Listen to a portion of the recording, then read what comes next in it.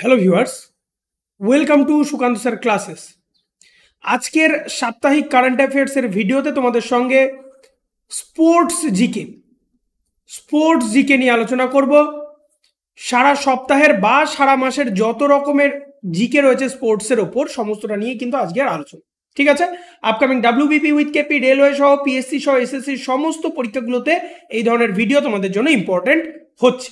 ওকে, তো আমাদের ক্লাস রুটিনটা যদি একটুখানি দেখে নাও, জিএ অর্থাৎ জেনারেল অ্যাওয়ারনেসের ভিডিও থাকছে রোজ সকাল 7টা থেকে। এখানে কিন্তু subject wise video, static GK, current affair সমস্তটাই থাকছে। ইংলিশের ভিডিও থাকছে সন্ধ্যা 7টায়, সায়েন্সের স্পেশাল ভিডিও রাত 8টা থেকে, এবং ম্যাথ, জিআই, ডাউট ক্লিয়ার এই সমস্ত সেকশনগুলো থাকছে রাত 10টা থেকে। এটা লাইভ আকারে থাকছে, সমস্তটাই কিন্তু বাইলিঙ্গুয়াল হচ্ছে। আর যারা এখন আমাদের টেলিগ্রাম চ্যানেলের সঙ্গে জয়েন হওনি, নিচে ডেসক্রিপশন থেকে টেলিগ্রাম চ্যানেলের সঙ্গে জয়েন হয়ে যাও সমস্ত ভিডিও পিডিএফ নোটিফিকেশনগুলো পাওয়ার জন্য। চলে আসো সবার প্রথম পয়েন্ট যেটা রয়েছে আমাদের, আইসিসি ওয়ার্ল্ড টেস্ট চ্যাম্পিয়নশিপের স্ট্যান্ডিংয়ে ভারত শীর্ষ স্থান দখল করেছে। দেখো, ভারতীয় পুরুষ ক্রিকেট দলের বিশ্ব টেস্ট চ্যাম্পিয়নশিপ বা WTC স্ট্যান্ডিংয়ের শীর্ষে পৌঁছেছে। সর্বশেষ জারি করা র্যাঙ্কিংয়ে নিউজিল্যান্ডকে বদলে দিয়েছে ভারত, অর্থাৎ নিউজিল্যান্ড ছিল 1 নম্বরে, নিউজিল্যান্ডকে হারিয়ে এখানে কিন্তু ইন্ডিয়া চলে এসছে, ঠিক আছে? 1 নম্বরে মাথায় রাখতে হবে আমাদের 2024-এর কারেন্ট অ্যাফেয়ার্সের জন্য। আন্তর্জাতিক ক্রিকেট কাউন্সিল অর্থাৎ আইসিসি তাদের WTC পয়েন্ট টেবিল আপডেট করেছে, যেখানে ওয়েলিংটন টেস্টে নিউজিল্যান্ডের বিরুদ্ধে অস্ট্রেলিয়ার জয়ের পর ভারত পয়েন্ট টেবিলের শীর্ষে চলে গেছে, ঠিক আছে? নিউজিল্যান্ড 1 ঘর নিচে নেমে এসেছে, সেই জায়গাটা ভারত দখল করছে। ভারত বর্তমানে ইংল্যান্ডের বিরুদ্ধে 5 ম্যাচের টেস্ট সিরিজে 3-1 ব্যবধানে এগিয়ে গেছে, এবং সিরিজের শেষ ম্যাচে জয় WTC পয়েন্ট টেবিলে তাদের স্থানকে মজবুত করে 1 নম্বরে তুলে ধরেছে। ওকে, তার মানে আমাদের ক্যাচি পয়েন্ট হচ্ছে এই জিনিসটা। ওকে, WTC অর্থাৎ আইসিসির যে ওয়ার্ল্ড টেস্ট চ্যাম্পিয়নশিপ, সেখানে হচ্ছে শীর্ষস্থানে ভারত রয়েছে বর্তমানে। চলে আসো 2 নম্বর কোশ্চেন, 2 নম্বর পয়েন্টে। ভারতীয় গ্র্যান্ড মাস্টার আর প্রজ্ঞানন্দা প্রাগ মাস্টার্স দাবা ম্যাচ জিতেছেন সহদেশী বিদিত গুজরাথির বিরুদ্ধে, ঠিক আছে? দাবা ম্যাচে কিন্তু জিতেছেন, ঠিক আছে? তো দেখো এই পয়েন্টগুলো কি কি বলা হচ্ছে আমাদের। ভারতীয় গ্র্যান্ড মাস্টার আর প্রজ্ঞানন্দা চেক প্রজাতন্ত্রের প্রাগ মাস্টার্স দাবার 5ম রাউন্ডে স্বদেশী বিদিত গুজরাথিকে পরাজিত করেছেন। অন্য ম্যাচে চেক প্রজাতন্ত্রের ডেভিড নাভাবার বিপক্ষে হেরে যান গুকেশ। 4 রাউন্ড খেলতে নাভারা গুকেশের সাথে প্রজ্ঞানবন্ধা 4র্থ স্থান ভাগ করে নিয়েছে। চ্যালেঞ্জার্স বিভাগে গ্র্যান্ড মাস্টার আর বৈশালী হল্যান্ডের এরউইন লা আমির কাছ থেকে নেমে যান। প্রাগ দাবা উৎসবের 27শে ফেব্রুয়ারি থেকে 7ই মার্চ পর্যন্ত জন ডিওভানি হোটেলে অনুষ্ঠিত হচ্ছে এই দাবা খেলার প্রতিযোগিতা, ঠিক আছে? তাহলে দাবা খেলা প্রতিযোগিতা, দাবা খেলা সম্বন্ধে আমরা প্রথমে জানলাম ক্রিকেট, এইবার জানলাম হচ্ছে আমাদের দাবা বা চেস, ঠিক আছে? এই দুটো খেলা সম্বন্ধে আমাদের জানা হলো কে কোন পর্যায়ে রয়েছে। এরপরে চলে আসো আন্তর্জাতিক ব্যাডমিন্টন, ঠিক আছে? আন্তর্জাতিক ব্যাডমিন্টন থেকে অবসর গ্রহণ করলেন ভারতীয় শটলার BI প্রণীত, ঠিক আছে? বি সাই প্রণীত অবসর নিয়েছে। আন্তর্জাতিক ব্যাডমিন্টন থেকে অবসরের ঘোষণা দিয়েছেন ভারতীয় শাটলার সাই প্রণীত। টোকিওতে অলিম্পিক গেমসের পর থেকে 31 বছর বয়সী ক্ষতজনিত আঘাতের সাথে লড়াই করছিলেন, এবং এর কারণেই বুট ঝুলানোর সিদ্ধান্ত নিয়েছেন তিনি, ঠিক আছে? প্রণীত তার সোশ্যাল মিডিয়া অ্যাকাউন্টে খবরটি নিশ্চিত করেছে। তার 24 বছরের দীর্ঘ কর্মজীবনে তিনি বেশ কয়েকটি বিশ্ব চ্যাম্পিয়নশিপ ব্রোঞ্জ পদক জিতেছেন, এবং টোকিও 2020 অলিম্পিকে ভারতের প্রতিনিধিত্ব কিন্তু করেছেন তিনি। ওকে, তো জানলাম আমাদের ব্যাডমিন্টন প্রতিযোগিতা সম্বন্ধে। এরপর আমরা জেনে নেব ম্যাক্স ভার্স্টাপেন রেড বুল মৌসুমের উদ্বোধনী বাহরাইন গ্র্যান্ড পিক্স জিতেছেন। ফর্মুলা 1 চ্যাম্পিয়নশিপ ম্যাক্স ভার্স্টাপেন তার রেড বুল দলের অধ্যক্ষ ক্রিশ্চিয়ান হার্নারকে ঘিরে অশান্তি সত্ত্বেও মৌসুমের উদ্বোধনী বাহরাইনের গ্র্যান্ড পিক্সও জয়লাভ করেছে, ঠিক আছে? তো এই যে বিদেশি নামগুলো কিন্তু একটুখানি ভয়ঙ্কর খতরনাক, যাই হোক না কেন, তো এইগুলো আমাদের মনে রাখতে হবে। ম্যাক্সিমাম কোয়েশ্চেন কিন্তু আমাদের এই সমস্ত জায়গাগুলো থেকেই হয়, ঠিক আছে। একদম সোজা সাপটা নাম যেগুলো আমাদের ক্রিকেটে সবসময় শুনছি সেগুলো থেকে কিন্তু সাধারণত কোয়েশ্চেন কম আসে, ঠিক আছে। ভার্স্টাপেন পোল পজিশন শুরু করেছিলেন এবং তার সতীর্থ সার্জিও পেরেজের সামনে রেড বুলের হয়ে 1-2 জয়ের পথে তাকে কখনো গুরুতরভাবে চ্যালেঞ্জ করা হয়নি। সতীর্থ চার্লস লেকক্লার্কে সাথে কঠিন লড়াই করার পর ফেরারির হয়ে তৃতীয় হন Carlos Sainz junior. 2024 FIFA formula 1 world championship হলো ফর্মুলা 1 গাড়ির জন্য একটি মোটর রেসিং চ্যাম্পিয়নশিপ এবং ফর্মুলা 1 ওয়ার্ল্ড চ্যাম্পিয়নশিপের 75তম দৌড়। চলে আসার পরের কোশ্চেন বা পরের পয়েন্ট, ভারতীয় প্যারা অলিম্পিকের ক্ষেত্রে বলেছে এবার কমিটির নিষেধাজ্ঞা অবিলম্বে প্রত্যাহার করেছে ক্রীড়া মন্ত্রক ভারতের প্যারা অলিম্পিক কমিটি বা পিসিআই এর স্থগিতাদেশ অবিলম্বে প্রত্যাহার করেছে। ভারতের প্যারা অলিম্পিক কমিটি যে সাসপেনশনের মূল গ্রাউন্ডের দিকে নজর দেওয়া হচ্ছে এবং পিসিআই 2024 সালের বিশ্ব শুটিং প্যারা স্পোর্টস বিশ্বকাপ 6 মার্চ থেকে 15 মার্চ 2024 পর্যন্ত নয়াদিল্লিতে আয়োজন করা হবে। পিসিআই এর কার্যনির্বাহী কমিটির মেয়াদ শেষ হওয়ার পরে নির্বাচন করতে বিলম্ব এবং তার নির্দেশিকা না মেনে চলার কারণে এই বছরের ফেব্রুয়ারিতে মন্ত্রণালয় পিসিআই এর সরকারি স্বীকৃতি স্থগিতাদেশ করেছে, ঠিক আছে। 6 নম্বর পয়েন্টে চলে আসো, খেলো ইন্ডিয়া ক্রীড়াবিদরা এখন সরকারি চাকরির জন্য যোগ্য, ঠিক আছে। খেলো ইন্ডিয়ার যে সমস্ত ক্রীড়াবিদ রয়েছে, খেলো ইন্ডিয়ার ক্রীড়াবিদরা এখন সরকারি চাকরির জন্য যোগ্য হবেন। এই বিষয়ে কর্মী এবং প্রশিক্ষণ বিভাগ এবং ক্রীড়া মন্ত্রক সরকারি চাকরির জন্য ক্রীড়াবিদদের যোগ্যতার মানদণ্ডে প্রগতিশীল সংশোধন করেছে। কেন্দ্রীয় ক্রীড়ামন্ত্রী অনুরাগ সিং ঠাকুর যুগান্তকারী পদক্ষেপ, এখন যুব বিশ্ববিদ্যালয় প্যারা এবং খেলো ইন্ডিয়া গেমসের পদক বিজয়ীদের সরকারি চাকরির জন্য যোগ্য হওয়ার জন্য যোগ্যতা বাড়িয়ে দিয়েছে, ঠিক আছে। এটা কিন্তু একটা যুগান্তকারী পদক্ষেপ, ওকে। 7 নম্বর পয়েন্টে চলে আসো, প্যারিসে ফ্রেঞ্চ ওপেন ব্যাডমিন্টনে টুর্নামেন্টের সমস্ত খেলাগুলো সম্বন্ধে এই মাসে যত রকমের নিউজ আছে, আপডেট আছে, সমস্তটাই কিন্তু আজকে আমাদের দিয়ে দেওয়া হচ্ছে। প্যারিসে ফ্রেঞ্চ ওপেন ব্যাডমিন্টন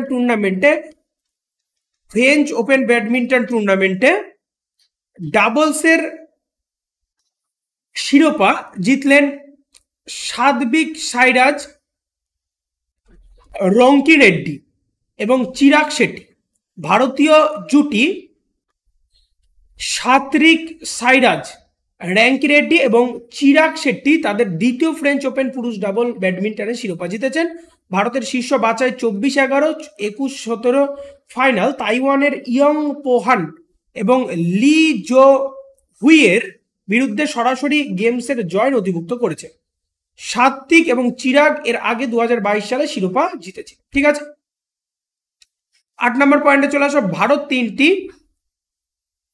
তিনটি ফরম্যাটে প্রথম এবং আইসিসি টেস্ট র্যাঙ্কিং এ প্রথম স্থানে রয়েছে। আবার আমাদের আইসিসি অর্থাৎ ক্রিকেট এর কথায় চলে আসলাম। ভারতীয় ধর্মশালা ইংল্যান্ডকে বিধ্বস্ত করে 5 ম্যাচের সিরিজে 4-1 ব্যবধানে জিতেছে। রোহিত শর্মার দলের আইসিসি র্যাঙ্কিং শীর্ষস্থান দাবি করেছে। দুবাইতে ক্রিকেট বিশ্ব সংস্থা দ্বারা প্রকাশিত সর্বশেষ র্যাঙ্কিংয়ে অস্ট্রেলিয়াকে ছাড়িয়ে গেছে। ভারত যারা ইতিমধ্যে বিশ্ব টেস্ট চ্যাম্পিয়নশিপের অবস্থানে শীর্ষে রয়েছে, তারা এখন খেলার 3টি ফরম্যাটে আইসিসি র্যাঙ্কিংয়ে শীর্ষে পৌঁছেছে।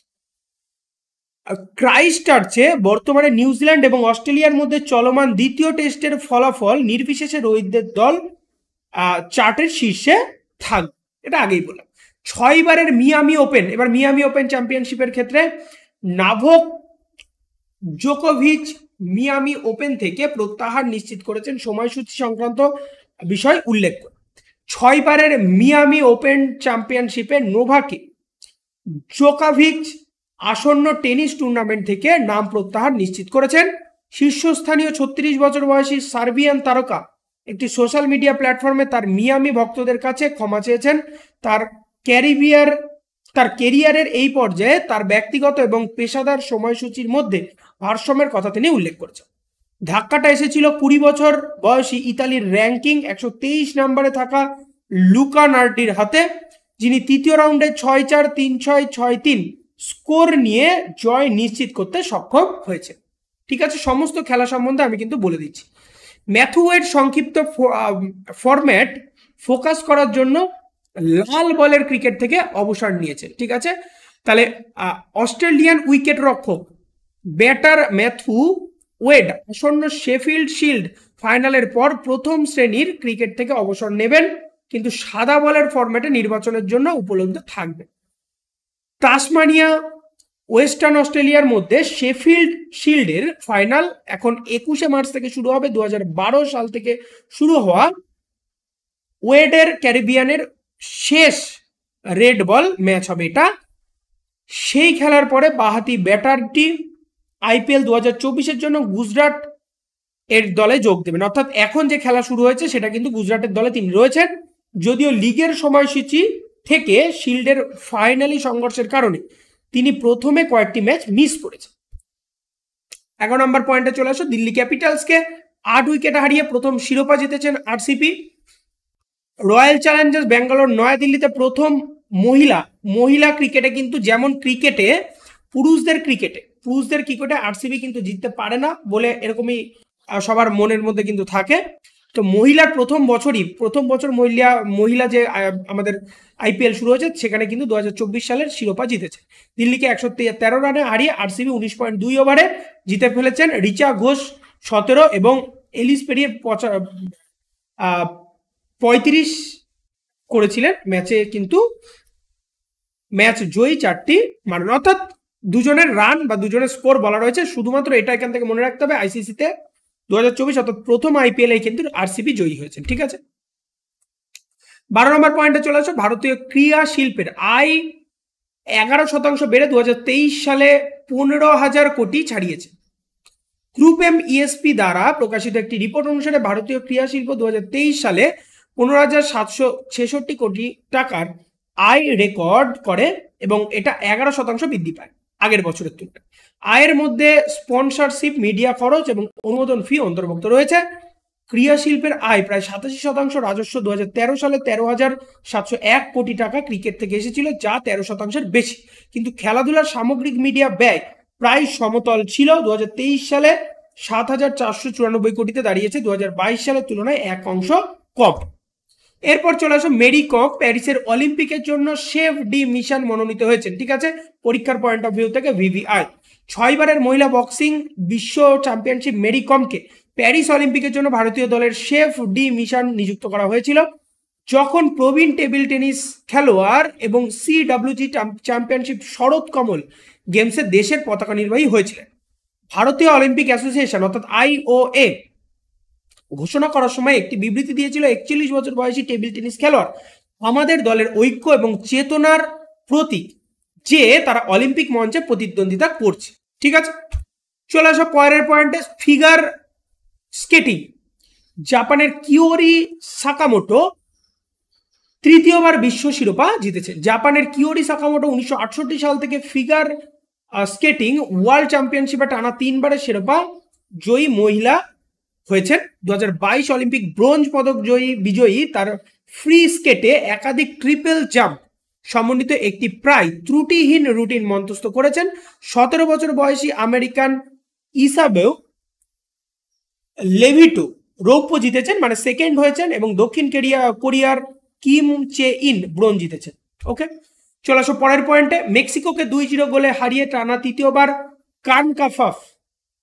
কনকাকাফ নেশনস লিগ শিরোপা জিতেছেন মার্কিন যুক্তরাষ্ট্র। এটিতে 2023-24 কনকাকাফ নেশনস লিগের ফাইনালে মেক্সিকোকে 2-0 গোলে হারিয়ে যুক্তরাষ্ট্র তাদের টানা তৃতীয়বার কনকাকাফ নেশনস লিগের শিরোপা জিতেছেন।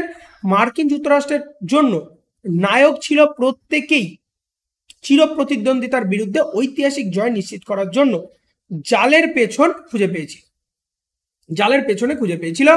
এরপর 16 নম্বর পয়েন্টে চলে আসো, শ্রীজেশ এবং ক্যামিলা ক্যারাম FIH অ্যাথলেটিক কমিটিতে কো চেয়ার হিসেবে নিযুক্ত হয়েছিলেন। প্রাক্তন ভারতীয় পুরুষ হকি দলের অধিনায়ক এবং গোলরক্ষক PR শ্রীজেশ এবং চিলির ক্যামিলা ক্যারামকে আন্তর্জাতিক হকি নিয়োগ করেছেন ফেডারেশন অর্থাৎ FIH অ্যাথলেটিক্স কমিটির সভাপতি পদে নিযুক্ত হন। হকি ইন্ডিয়ার প্রেসিডেন্ট দিলীপ তির্কি PR শ্রীজেশের নিয়োগকে স্বাগত জানিয়েছেন। তো টোটাল ক্রিয়া সম্বন্ধে আমাদের এটা এপ্রিল মাসের যত রকমের আপডেট ছিল, এপ্রিল 2024-এর যত রকম আপডেট ছিল আমরা সাপ্তাহিক কারেন্ট অ্যাফেয়ার্স এর ভিডিওতে দিয়ে দিলাম। তো এইরকম ভাবে রেগুলার প্রতি সপ্তাহে আমাদের কিন্তু কারেন্ট অ্যাফেয়ার্স এর ভিডিও কম্প্যাক্ট তোমরা পেয়ে যাচ্ছ এক একদিন এক এক রকম। ভিডিও ভালো লাগলে অবশ্যই লাইক, সাবস্ক্রাইব, কমেন্ট এবং শেয়ার করো। আর যারা এখনো আমাদের টেলিগ্রাম চ্যানেলের সঙ্গে জয়েন করোনি তারা অবশ্যই নিচে ডেসক্রিপশন থেকে টেলিগ্রাম চ্যানেলের সঙ্গে জয়েন হয়ে যাও সমস্ত ভিডিও নোটিফিকেশন গুলো পাওয়ার জন্য। দেখা হচ্ছে পরের ভিডিওতে। খুব ভালো থাকো, পড়তে থাকো সিলেকশনের জন্য। Be successful in your life.